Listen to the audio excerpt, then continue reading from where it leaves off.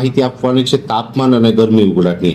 આમ જોવા જઈએ તો અત્યારે તાપમાન છે ધીમે ધીમે વધી રહ્યું છે, કેમ કે 500 HPA લેવલે જે વાદળો હતા એટલે કે હાઈ લેવલના જે વાદળો હતા એ અત્યારે વિખાઈ રહ્યા છે, જેને કારણે રાજ્યનું એવરેજ તાપમાન છે ફરીથી પાછું 35 ડિગ્રી પ્લસ થયું છે। એટલે ધીમે ધીમે તાપમાન વધી રહ્યું છે અને આવનારા દિવસમાં સતત રોજે રોજ 1 થી 2 ડિગ્રી તાપમાન છે એ વધવાની સંભાવનાઓ છે।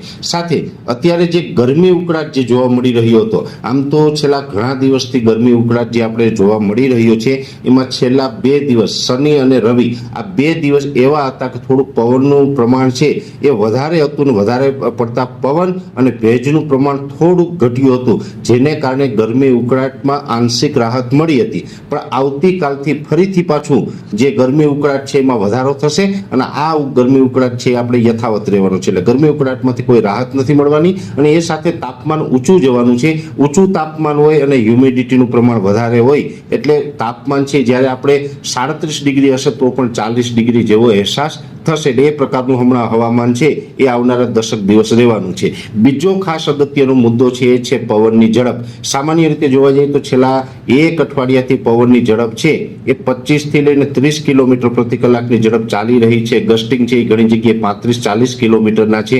આ મુજબના જે પવનો ઘણા સમયથી ફૂંકાઈ રહ્યા છે, આવતીકાલથી આંશિક રાહત મળશે। જો કે પવન છે એ હજુ પણ સામાન્ય કરતાં વધારે સ્પીડના પવનો ચાલવાના છે। જે 25 થી લઈને 30 કિલોમીટર પ્રતિ કલાકની ઝડપ પવનની હતી એની જગ્યાએ આવતીકાલથી થોડીક પવનની સ્પીડમાં ઘટાડો થઈ અને 15 થી લઈને 20 કિલોમીટર પ્રતિ કલાકની ઝડપ જોવા મળે તેવું એક અનુમાન છે। એટલે સામાન્ય પવનની અંદર ઘટાડો થશે। આમ જોવા જઈએ તો નોર્મલ પવનની સ્પીડ છે એ અત્યારે 12 થી લઈને 15 હોવી જોઈએ, એની જગ્યાએ હવે આવતીકાલે 15 થી લઈ અને 20 કિલોમીટર પ્રતિ કલાકની ઝડપે પવન જોવા મળશે અને આ પ્રકારનું હવામાન છે 10 તારીખ સુધી કન્ટિન્યુ પવનો છે યથાવત રહેશે। એટલે 10 તારીખ સુધી પવનની ઝડપ છે 15 થી લઈને 20 રહેવાની છે, એનાથી વધારે ઘટે તેવી શક્યતાઓ નથી। એટલે ગરમી ઉકળાટ અને તાપમાન વિશેની આ અગત્યની માહિતી। હવે વાત કરવાની છે આવનારા દિવસની હવામાનની, વરસાદની વાત કરવા જઈએ તો આમ તો મે મહિનાની અંદર આપણે સામાન્ય કરતાં વધારે વરસાદ પડી ગયા છે। જૂન મહિનાનું પ્રથમ અઠવાડિયું અત્યારે ચાલુ છે। આજે 2 જૂનથી લઈ અને 4 જૂન સુધી છૂટા છવાયા અમુક જગ્યાએ ઝાપટા પડવાની જે આગાહી છે એ મુજબનું આવનારા 2 દિવસ સુધી છૂટા છવાયા ઝાપટાઓ છે નોંધાઈ શકે। મોટા વરસાદની શક્યતાઓ નથી, પણ એક ચોક્કસથી કહી શકાય કે આવનારા સમયની અંદર અરબ સાગરની અંદર થોડીક સક્રિયતા જોવા મળશે।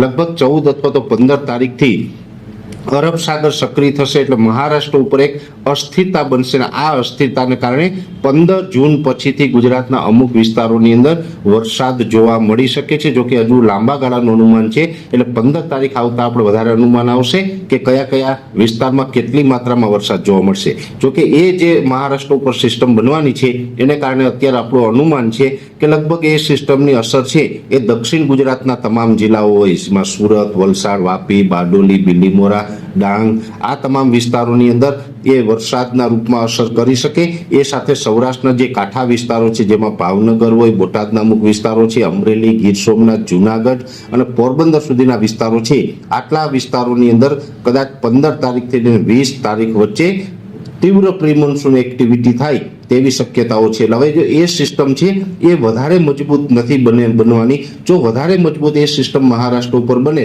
તો 15 થી 20 તારીખની વચ્ચે નૈઋત્યનું ચોમાસું પણ ગુજરાતમાં આવી જાય। પણ નૈઋત્યનું ચોમાસું ગુજરાતમાં આવે એવડી મોટી સિસ્ટમ બનવાની નથી, એ એકદમ નબળી અને સામાન્ય સિસ્ટમ હશે। એટલે કદાચ નૈઋત્યનું ચોમાસું છે એ તો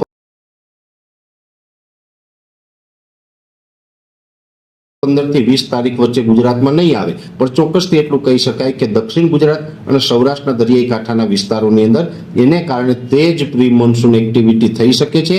અમુક જગ્યાએ ગાજવીજ થાય ત્યાં કદાચ વધારે વરસાદ પડે તો વાવડી લાયક પણ ગણી શકાય। પણ નૈઋત્યનું ચોમાસું છે એના માટે આપણે રાહ જોવાની રહેશે। એટલે ખાસ ગરમી, ઉકળાટ, તાપમાન, પવન અને આવનારા દિવસના વરસાદ વિશેની ખૂબ અગત્યની માહિતી